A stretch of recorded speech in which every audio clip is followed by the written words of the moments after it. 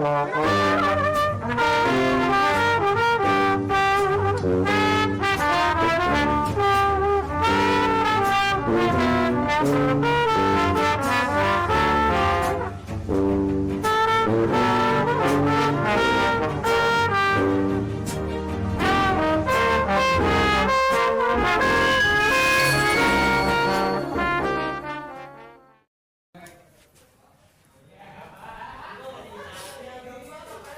break dulu tadi ya, sebentar ya.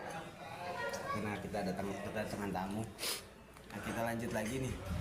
Boleh saya menambahkan tadi. Puasa itu secara ilmu fikih dijelaskan. Imsakun nafsi anil akli wasyurbi wal jima'i tulang nahar.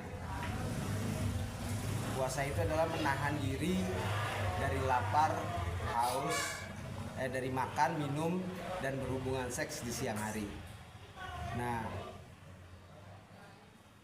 menahan diri itu adalah suatu kemampuan. Nah, kemampuan ini hadir bisa dari kesengajaan atau memiliki kemampuan atau keterpaksaan. Ada orang mampu karena keterpaksaan.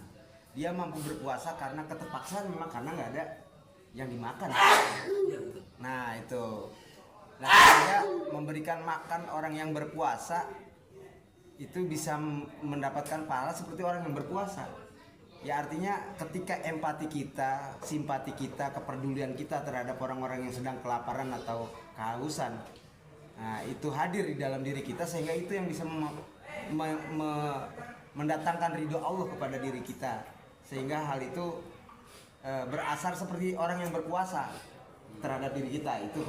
Itu yang bisa saya tambahkan ya, pemahaman tentang memberi makan orang yang berpuasa, baik itu syar'i maupun tidak syar'i, baik itu terjadi di bulan Ramadan maupun tidak di bulan Ramadan. Itu pemahaman saya. Bisa jadi saya salah ya, karena puasa itu adalah melatih diri untuk kita menjadi empati bahwa puasa itu nggak enak, bahwa lapar itu nggak enak, menahan lapar, haus itu tidak enak, karena kita tahu rasanya lapar dan haus, sehingga empati itu timbul, sehingga keinginan memberi itu sebagaimana dia menginginkan dirinya itu tidak sulit seperti itu gitu. Ya, itu yang bisa saya pahami dari makna memberi makan orang yang sedang berpuasa itu. Ya, mungkin bisa jadi saya salah. Pak Didi tanggapannya makna orang memberi makan? Ya, Gimana Pak Didi? Ya, sepakat.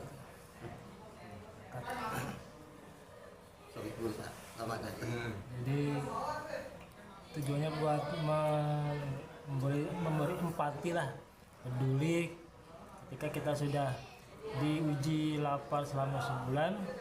Nah, di luar Ramadan ada rasa untuk lebih mudah untuk berbagi, mungkin itu dari Pak Taruman sebagai tambahannya. Mana? Baik, gimana Pak? Iya, kesimpulan. Iya. Kenapa disyariatkan saum di bulan Ramadan? Saum siam di bulan Ramadan. Ya, disyariatkan. Tadi disyariatkan, Pak. Sering disampaikan juga bahwa syahrul Ramadan itu syahrul tarbiyah. Bulan pendidikan. Ada yang syahrul Ramadan adalah syahrul riyadho. Bulan latihan. Makanya bulannya juga dipilihkan hanya di Ramadan, karena di Ramadan itu umat Islam disuruh berlatih, disuruh mendidik diri. Teman tahu di dunia pendidikan ada yang aktif ikut pendidikan, tapi setelah pendidikan masih goblok. Saya nggak begitu aktif di pendidikan, tapi selesai malah keren. Saya punya teman, Pak, sekolahnya sama dengan saya, satu kelas terus dari kelas 1 ST ya, teknik gambarnya cakep, Pak. Bahkan kalau saya itu kan orangnya beler ya, Pak, yang namanya gambar, namanya menghitung dan sebagainya, paling males saya lebih baik kadang-kadang ngasih jajan teman saya itu untuk menggambarkan saya. gambar bangunan, ini denahnya, kemudian ini potongan A, potongan B, gitu. Ini detail.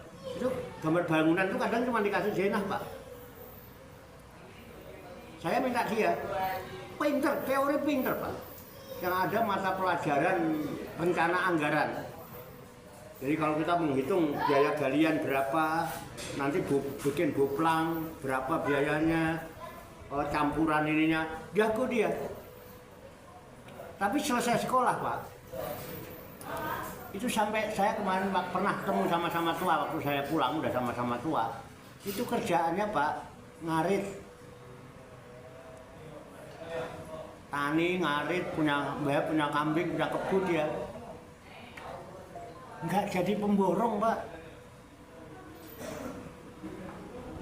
Keren, sekolahnya rajin, pinter. Ya nilainya bagus lah menurut penilaian guru. Menurut rumus, menurut ketentuan. Di dunia pendidikan, dunia pelatihan. Saya bener, Pak. Saya jadi pemborong, Pak. Dan saya sempat dilabelin insinyur. Karena saya bisa menemukan apa yang ada di dalam bumi ini, termasuk jumlahnya. Berapa pasir yang ada di dalam kandungan di bawah tanah ini, saya bisa ngitung di lapangan. Tapi itu setelah nggak sekolah malah. Padahal sekolahnya akan beleri, Pak. Jarang masuknya, jarang ada PR, jarang ngerjain, ada itu. Bandel lah. Itu biasa nggak di dunia pendidikan? Nah, Ramadan ini kita disuruh ikut pendidikan. Supaya selesai pendidikan sebulan, karaktermu berubah. Yang tadinya pelit, nggak pelit lagi. Ojo sok dermawan nek Ramadan tok, jadi dermawan dadakan, soleh dadakan. Paham nggak, Pak? Makanya harus jelas yang di riyadhah itu apa. Makanya kita di dalam riyadhah itu ada yang namanya, kemarin saya katakan, ada tarkul manam, tarkul anam, ada tarkut to'am, ada tarkul kalam. Ini bentuk-bentuk mata pelajaran kurikulum yang ada di pendidikan Ramadan. Nah, harapannya kita terbentuk nih nanti setelah lulus dari pendidikan. Kalau selesai dari pendidikan kok begitu lagi, jadi ketemunya Ramadan juga begitu lagi. Makanya saya katakan kita berjumpa dengan Ramadan lagi, bukan cuma berjumpa Ramadan terus selesai. Kita kan sudah berjumpa Ramadan lagi, artinya berjumpa Ramadan sudah berulang-ulang. Masa masih gitu-gitu juga sih pemahamannya gitu? Bisa dipahami tidak? Nah itu kira-kira kesimpulannya gitu. Jadi ini kita dilatih, dididik, digembleng, dikawas condro di muka, namanya Ramadan. Kalau bisa itu kalau di pewayangan, habis digembleng dari kawas condro di muka, jadi wisang geni, ya kan, mampu membakar kemungkaran, Gatot Kaca, ya kan, jadi berubah karakternya, gampang terima nasihat, hatinya nggak keras, nggak tersinggungan, nggak nggak mutungan. Karena apa? Udah ditempa. Yang tadinya besi keras saja bisa lunak. Masa iya sih hatimu nggak bisa lunak digembleng di bulan Ramadan? Itu kira-kira gitu, Pak. Nah, monggo.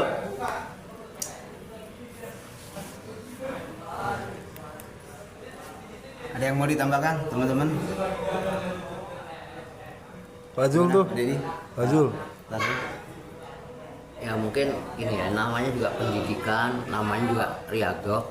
Memang awalnya juga semua serba terpaksa. Tapi dengan adanya terpaksa, mudah-mudahan terkikis terpaksanya ini, sehingga kita dalam menyikapin bulan Riyadhah, bulan tarbiyah ini kita bisa sukarela dalam menerima tarbiyah maupun pendidikan yang ada di bulan Ramadan. Karena kita untuk menerapkan pendidikan kepada anak pun harus dipaksa dulu awalnya, dipaksa. Kita pun yang orang tua juga kadang masih terpaksa, sholat masih terpaksa, puasa masih terpaksa, ngaji masih terpaksa. Tapi itu nggak apa-apa. Walaupun terpaksa masih mau menerima tarbiyah, mau menerima riyadhah, walaupun terpaksa. Tapi mudah-mudahan dengan terpaksa ini terkikis sehingga kita datang untuk ngaji, datang untuk menerima tarbiyah maupun riyadhah ini nantinya bisa dengan sukarela, dengan kesadaran. Tapi awalnya memang kita terpaksa dulu, nggak apa-apa. Yang penting kita tetap harus mau menerima itu sebagai suatu tarbiyah, sebagai suatu riyadhah, untuk agar kita bisa sukarela, agar kita bisa sadar diri. Mungkin itu aja. Pak Dedi mau tambahkan? Bentar dulu. Ya? Ntar lu. Mungkin satu pertanyaan mungkin sebelum ini. Oke. Masih hubungannya puasa. Yang ingin saya tanyakan ini Pak Kiai, puasa itu sebetulnya ada berapa tingkatan? Terus nantinya itu supaya bisa mengukur saya itu di posisi tingkatan mana itu? Kan mungkin ada kisi-kisinya ya, mungkin tingkatan pertama apa, kedua, ketiga. Jadi itu Nah, kita itu tadi posisinya di ya. tingkatan yang mana gitu Pak Kiai? Yang tadi kan. Mohon penjelasannya Pak Kiai. Ada berapa tingkat orang berpuasa itu? Awam, Ya, kalau ditanya puasa berapa tingkat nggak tahu kan, puasa itu bukan tangga. Dan bukan bangunan. Kalau bangunan misalnya padepokan tingkat berapa? 3. Ya kan? Tingkat pertama digunakan untuk ngaji anak-anak dan sarana ibadah secara umum. Pikir. Kedua buat nerima tamu, tempat tinggal. Yang ketiga buat suluk, buat ngadem. Saya bisa ceritakan kalau puasa ya, aku nggak tahu. Memang puasa ada tingkat berapa? Yang saya tahu puasa itu ada yang wajib, ada yang sunnah. Bahkan ada yang haram. Ada yang itu kan? Ya, Yang tadi siang ente sampein apa? awam. Oh, yang awam. Hah? Yang awam, puasa orang awam, khawas gitu. Terus? Puasil kuas Oh. Ya. menurut Imam Ghazali. Awam itu apa? Khawas apa itu ya? Coba tanya sama yang bilang awam dan khawas itu. Bisa Pak Jul jelaskan aja. Saya kurang ngerti. Tulisannya Jumat. Coba. Jelasin dikit Pak Jul. Ayo, Bos, boleh. Over di pingpongnya.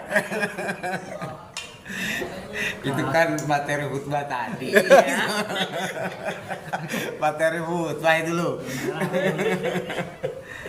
Jadi saya nggak sengaja aslinya, Pak. Itu nggak sengaja bener. Saya buka-buka kitab Ihya. Nah, kok ada bab puasa itu ada 3 macam di hadapan Allah. Ada puasa namanya puasa awam, saumul awam. Nah, terus yang kedua ada namanya saumul khos, gitu, khawas atau saumul khawas. Terus ada lagi saumul khawasul khawas. Nah, ternyata ada 3 karakter di situ.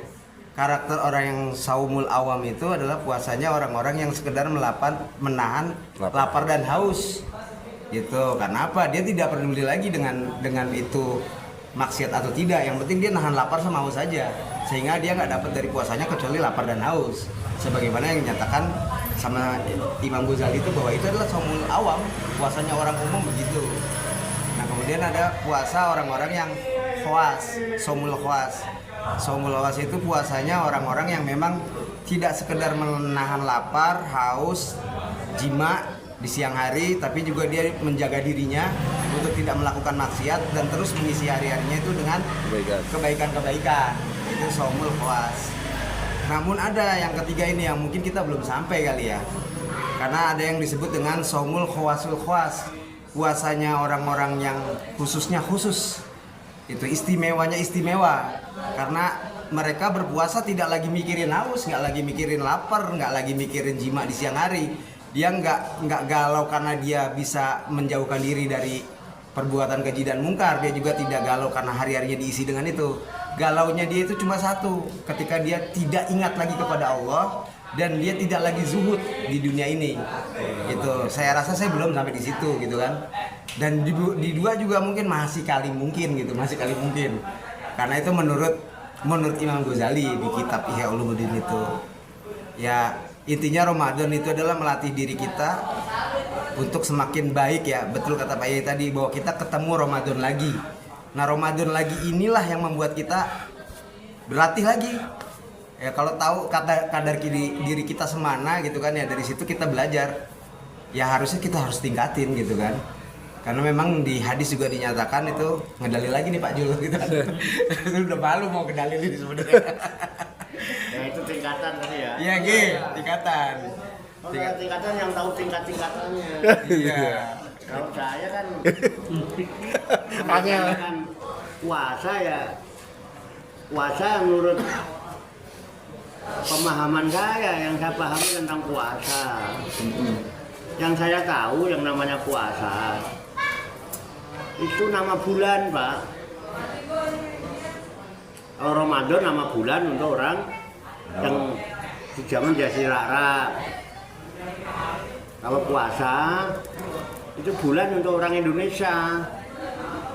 Bulan puasa. Nah kalau orang Jawa bilang sasi poso, gitu. Nah apa sih puasa itu? Puasa itu betulnya itu berasal dari bahasa Sanskrit yang terdiri dari dua kata, upa, fasa, pakai V sebetulnya. Cuman untuk bahasa Sanskrit itu biasanya kalau terus pakai huruf V dibacanya W, sehingga dibacanya upawasa. Ya, upawasa itu, upa itu dekat. Upa itu dekat. Wasa itu maha agung.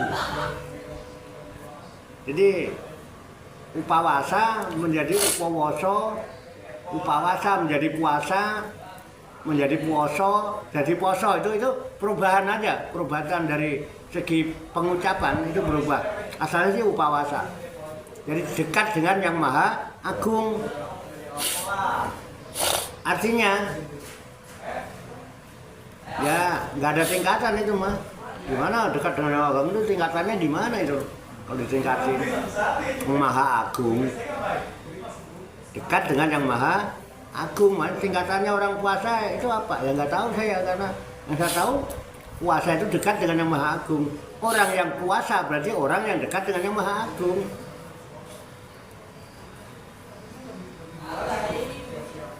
Orang yang berpuasa berarti orang yang berdekat-dekatan dengan yang maha agung. Makanya dia selalu gembira. Kenapa gembira? Selalu bertemu dengan yang maha agung. Kenapa bisa bertemu? Dia gembira karena pada saat itu telah berbuka. Berbuka, ketemu. Dekat dengan yang maha terbuka, bisa memandang yang maha agung, ketemu dengan yang maha agung, berdekat-dekat dengan yang maha agung. Gembira, Pak.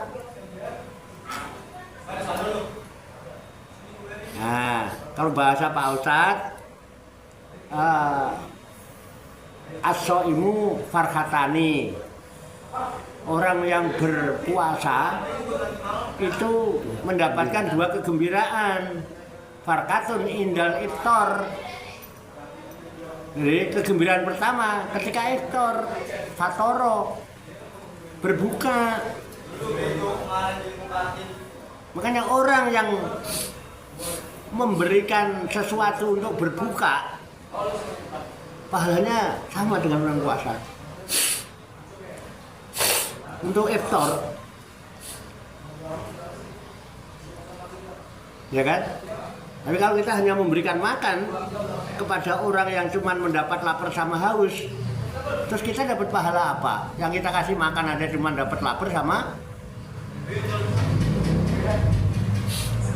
ini pembukanya ini. kedua. Yang kedua kegembiraan wa farhatun indaliqai Robbi. Ketika ketemu Robnya, Rob itu Sang Maha Agung, Sang Maha Pencipta, Sang Maha Sumber keberadaan. Kalau ditanya singkatannya, nggak tahu Pak. Aku menjangkau pun tak mampu. Hanya sebatas mana saya bisa menggapai, hanya sebatas mana saya bisa sampai. Tapi kalau untuk sampai situ, enggak. Ya tingkatan, kalau tingkatannya berarti bisa dijangkau dong. Bukan mahal. Nah, itu mana puasa. Nah tadi itu Pak, ini menyeluruh nanti. Pemahaman jadi global. Makanya hati-hati dengan don. Tadi saya katakan, don itu sering terjadi antara murid dan guru. Mengada persyaratan untuk menuntut ilmu. Yang pertama, ya, jangan ragu terhadap guru. Supaya jangan ragu, jangan punya prasangka sama guru. Sampean kok mau berguru nuntut ilmu, udah berprasangka dulu macam-macam sama guru, ora iso oleh ilmu Pak. Pinter ora berkah kan. Contoh, orang lihat saya nggak puasa, guru ngaji saya kok nggak puasa, prasangka nggak ya?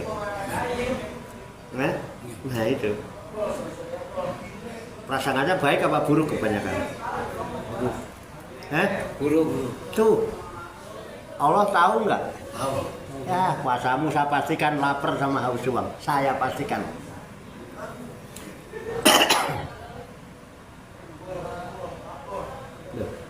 Puasa itu ada kategori kok.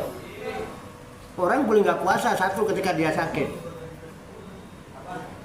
Emang murid pernah tahu apa yang dirasakan oleh guru? Sedangkan guru juga nggak mau membuat muridnya susah, sehingga walaupun terasa sakit dia tahan. Halo, gimana? Dia memang lagi nggak kuat. Itu zon. Makanya istanibu kasiron minat zon. Ina badozoni ismun. Wala tasasu. Wala yaksab badukum bakso. Ayukhibba antakula lahma akhihi maitan fakaritumu. Apa kamu mau kalau makan daging bangkai saudaramu sendiri yang udah mati? Pasti kamu jijik. Berarti kelakuanmu kok menjijikkan begitu. Ketoke apa? Ketoke? Apa kowe mau kepengen ben ketok apa? Ternyata menjijikkan. Terus kebaikan apa yang kau miliki? Pripun? Nah itu Pak. Wis redop sholat, deket poso, deket itu kok. Ngono. Ya, jadi Gusti Allah kira malah. Jadi paham ya, Pak? Nah, monggo dilanjut. Kira-kira gitu kira-kira.